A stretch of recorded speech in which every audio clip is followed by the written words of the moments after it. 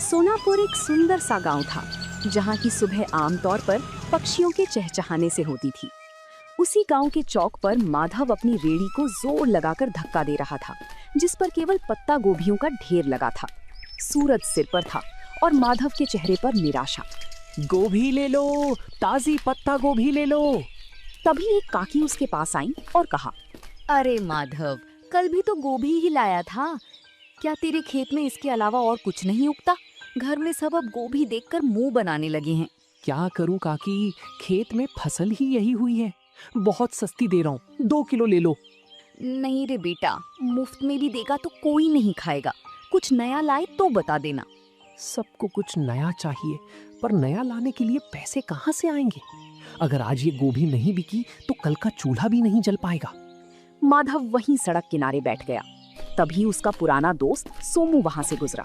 क्या हुआ माधव, आज फिर गोभी का ढेर घर ले जा रहा है? हाँ सोमू, कोई भी इसे खरीदने को तैयार नहीं है। सब इन पत्ता गोभी से पक गए हैं। समझ नहीं आता इन पत्ता गोभियों का क्या करूं। भाई तूने शहर में कुछ समय उस दुकान पर काम किया था ना, जहां लोग इसी गोभी को बारीक काट कर कुछ सफेद पोटली जैसा बनाते थे। क्या नाम था उसका? मोमोस? हाँ सोमू, वो लोग पत्ता गोभी का ही इस्तेमाल करते थे। सोमू की बात माधव के दिमाग में घर कर गई थी।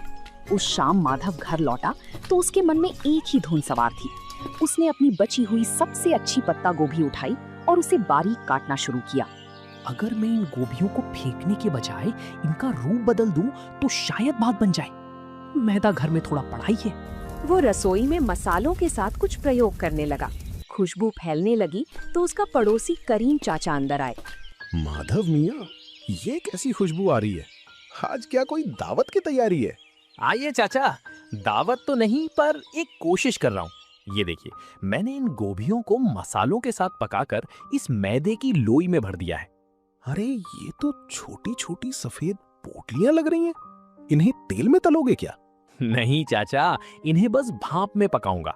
ये बिना तेल का खाना होगा, जो गांव वालों के लिए बिल्कुल नया होगा। बिना तेल का? क्या लोग खाएंगे? यहाँ तो सबको तला भुना पसंद है। स्वाद अच्छा हुआ तो सब खाएंगे चाचा। बस दुआ कीजिए कि ये भाप में ठीक से पक जाए। कल सुबह गांव के चौराहे पर मैं इसी का ठेला लगाऊंगा। हिम्मत तो बड़ी है तेरी। चल ये पक जाए तो एक मुझे भी चखाना। अगली सुबह सूरज की पहली किरण के साथ ही माधव गांव के चौराहे पर पहुंच गया था। उसने अपनी रेड़ी के एक तरफ कटी हुई पत्ता गोभी रखी थी और दूसरी तरफ पीतल के एक बड़े बर्तन से भाप निकल रही थी। गांव के लोग जो रोज माधव को गोभी बेचते देखते थे, आज रुक रुक कर उसे ताकने लगे। तभी गांव का हलवाई बनवारी उसके ठेले पर आया और कहने लगा, अरे माधव, आज तेरा ये पत्ता गोभी का ठेला बड़ा चमक रहा है। ये बड़े बर्तन में क्या उबाल रहा है भाई? सुबह सुबह चाय बना रहा है क्या? नहीं बनवारी भाई, ये चाय नहीं है, इसे मोमोस कहते हैं। शहर का बड़ा मशहूर नाश्ता है। आज पहली बार अपने गांव में लाया हूँ। मो क्या? नाम तो बड़ा अजीब है, पर खुशबू बड़ी सौंधी आ रही है। इसमें डाला क्या है? वही अपनी ताजी पत्ता गोभी है भाई, बस बनाने का अंदाज नया है। ये देखिए, साथ में ये लाल चटनी भी है। तभी गांव का एक बुजुर्ग उसके पास आया और उसने कहा, बेटा, ये दिखने में तो बड़ा कोमल लग रहा है। क्या ये बुजुर्गों के खाने लायक है? मेरे दांत अब सख्त चीजें नहीं चबा पाते। बाबा, ये तो मुंह में जाते ही घुल जाएगा। ये भाप में पका है, बिल्कुल रूई जैसा नरम। आप बस एक बार जरा सा चक्कर देखिए। बुजुर्ग ने एक छोटा सा टुकड़ा चखा। पूरा चौराहा शांत हो गया। सब बुजुर्ग के चेहरे के भाव देख रहे थे। जैसे ही बुजुर्ग ने मोमोज का टुकड़ा चबाया, उनके चेहरे पर एक बड़ी सी मुस्कान फैल गई। माधव ने उन्हें थोड़ी और लाल चटनी दी। देखते ही देखते वहां मौजूद दूसरे लोग भी अपनी बारी का इंतजार करने लगे। वाह माधव, ये तो वाकई कमाल की चीज है। इतना नरम और जायकेदार, और ये लाल चटनी, इसने तो सोई हुई जुबान को जगा दिया। तभी वहां माधव का दोस्त सोमू भी आ जाता है। माधव, मुझे भी एक प्लेट दे भाई। कल तो तू बड़ा परेशान था और आज तूने यहाँ कमाल कर दिया। अब जल्दी जल्दी इसका स्वाद सबको चखा दे, लोग इंतजार कर रहे हैं। हाँ सोमू, सबको दूंगा, पर ध्यान रखना, चटनी थोड़ी तीखी है, संभल कर खाना। अरे माधव, तीखा ही तो असली मजा है। शहर में लोग क्या वाकई रोज यही खाते हैं? मुझे तो लगता था वहाँ के लोग बस महंगा खाना जानते हैं। हाँ काका, शहर में तो इसे खाने के लिए लंबी लाइनें लगती हैं। मैंने सोचा जब हमारे खेत में इतनी अच्छी गोभी होती है तो हम गांव वालों को ये स्वाद क्यों ना मिले। भाई माधव, तूने तो मेरी मिठाई की दुकान के सामने रौनक लगा दी। एक प्लेट मेरे लिए भी लगा। देखूं तो सही, इस पत्ता गोभी के नए अवतार में ऐसा क्या जादू है। दोपहर होते होते माधव की सारी पत्ता गोभी खत्म हो गई थी, लेकिन सब्जी के रूप में नहीं बल्कि मोमोज के रूप में। माधव ने आज पहली बार अपने हाथ में इतने पैसे देखे थे। उसकी आंखों में खुशी के आंसू थे और मन में एक नया हौसला। उसे समझ आ गया था कि मेहनत और नयापन कभी बेकार नहीं जाता।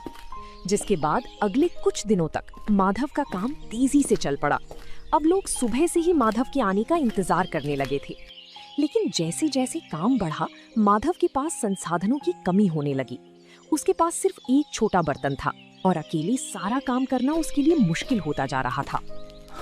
गोभी काटना, मैदा गूंथना, फिर उसे बेलना और फिर भाप देना, अकेले करते करते हाथ जवाब देने लगे हैं।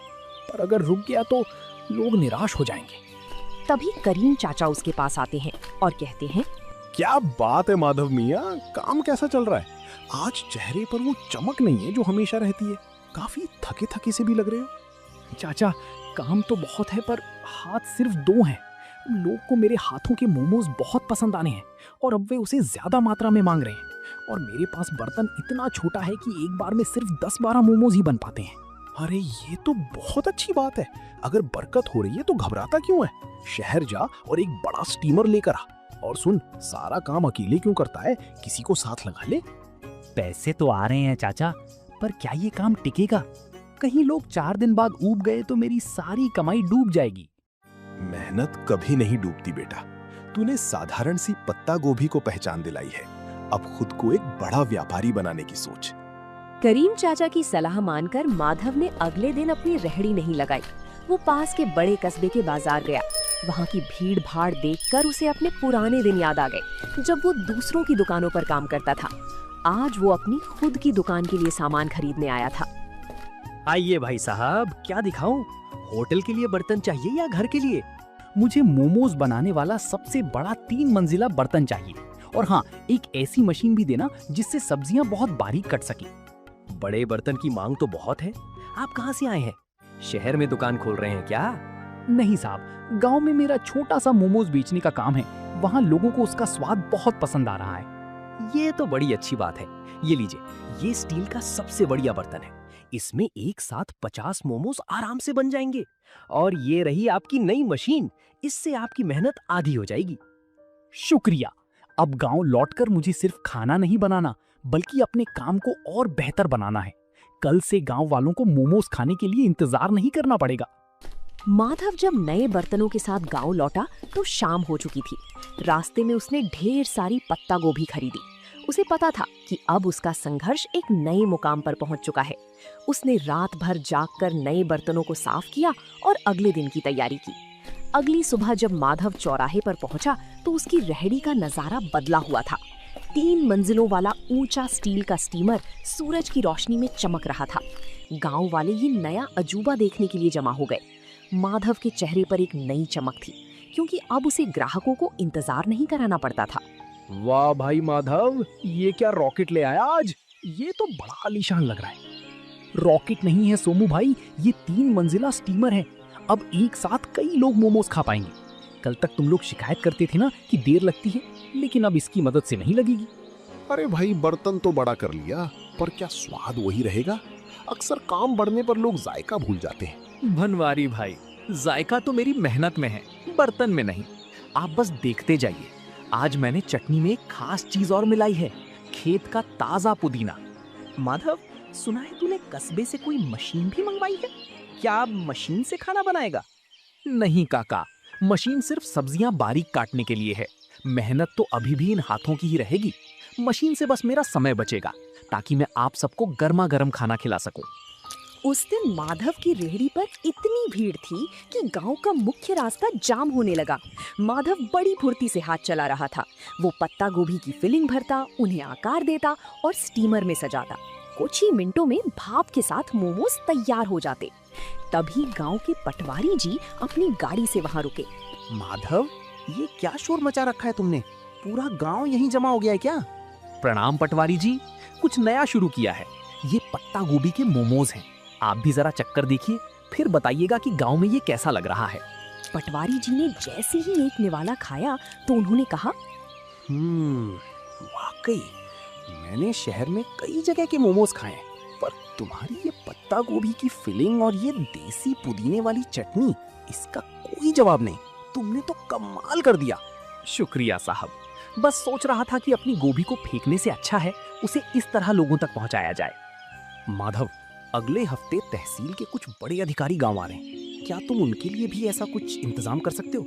मैं चाहता हूँ वो देखें कि हमारे गांव के युवक कितने मेहनती हैं। ये तो मेरे लिए सौभाग्य की बात होगी साहब। मैं उनके लिए सबसे बेहतरीन मोमोज तैयार रखूंगा। माधव के लिए ये सिर्फ एक ऑर्डर नहीं था, बल्कि उसके हुनर को मिलने वाली सरकारी पहचान की शुरुआत थी।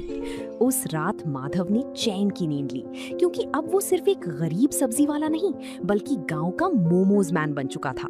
पटवारी जी का वादा माधव के लिए एक बहुत बड़ी चुनौती और अवसर दोनों था। तहसील के अधिकारियों का आना कोई छोटी बात नहीं थी। माधव ने तय किया कि वो इस मौके को हाथ से जाने नहीं देगा। उसने अपने छोटे से रसोई घर को साफ किया और अपनी रेहड़ी को अच्छे से सजाया। माधव बेटा, कल का दिन बहुत बड़ा है। सुना है शहर से बड़े साहब लोग आ रहे हैं। क्या तूने सारी तैयारी कर ली?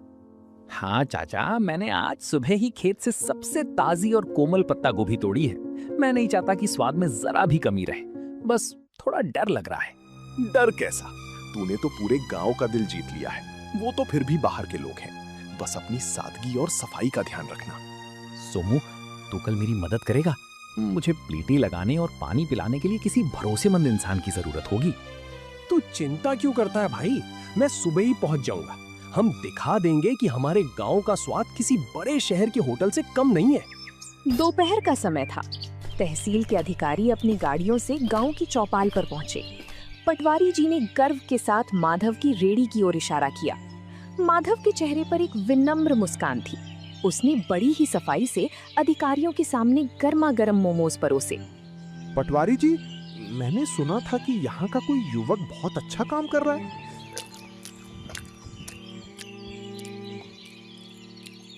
अरे ये तो वाकई लाजवाब है।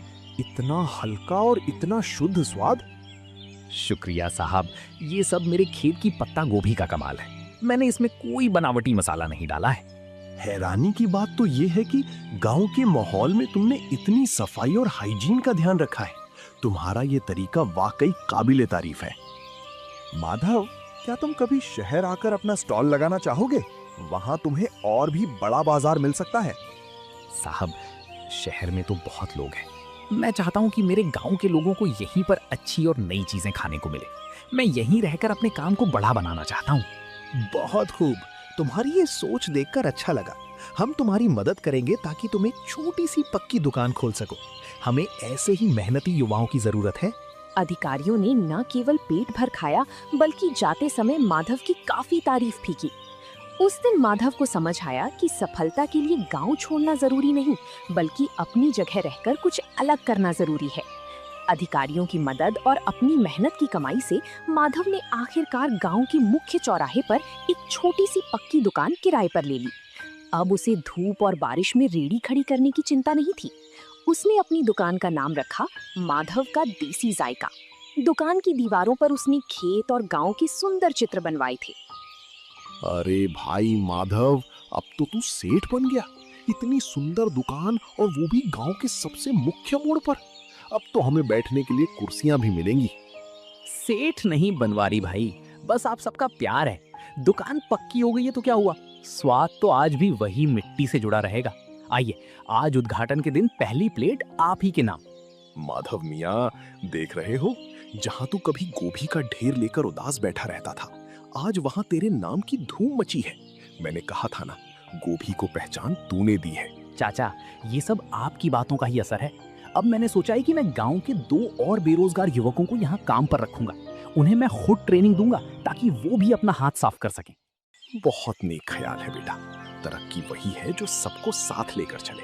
वक्त बीतता गया और माधव की दुकान अब केवल सोनापुर ही नहीं बल्कि आसपास के 10 गांवों में मशहूर हो गई। लोग दूर दूर से उसके पत्ता गोभी मोमोज खाने आने लगे। माधव ने कभी अपनी गुणवत्ता से समझौता नहीं किया। वो आज भी रोज सुबह अपने खेत से ताजी गोभी खुद तोड़कर लाता था। माधव भाई, आज तो शहर से भी कुछ लोग आए थे। कह रहे थे कि सोशल मीडिया पर तुम्हारी दुकान की बड़ी चर्चा है। अब तो तुम्हें शहर में भी ब्रांच खोल लेनी चाहिए।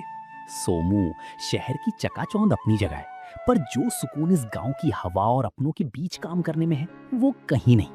मेरा मकसद सिर्फ पैसा कमाना नहीं था, बल्कि अपनी मेहनत को एक नई दिशा देना था। तुमने वाकई साबित कर दिया कि अगर इरादा पक्का हो तो एक गरीब सब्जी बेचने वाला भी अपने हुनर से तकदीर बदल सकता है। मेहनत का कोई विकल्प नहीं होता सोमू। आज जब मैं पीछे मुड़कर उन पत्ता गोभी से भरी रेहड़ियों को देखता हूँ तो मुझे गर्व होता है कि मैंने हार नहीं मानी। तो दोस्तों, आप लोगों को ये कहानी कैसी लगी कमेंट करके जरूर बताएं और ऐसी कहानियों को देखने के लिए वीडियो को लाइक करें और चैनल को सब्सक्राइब करें।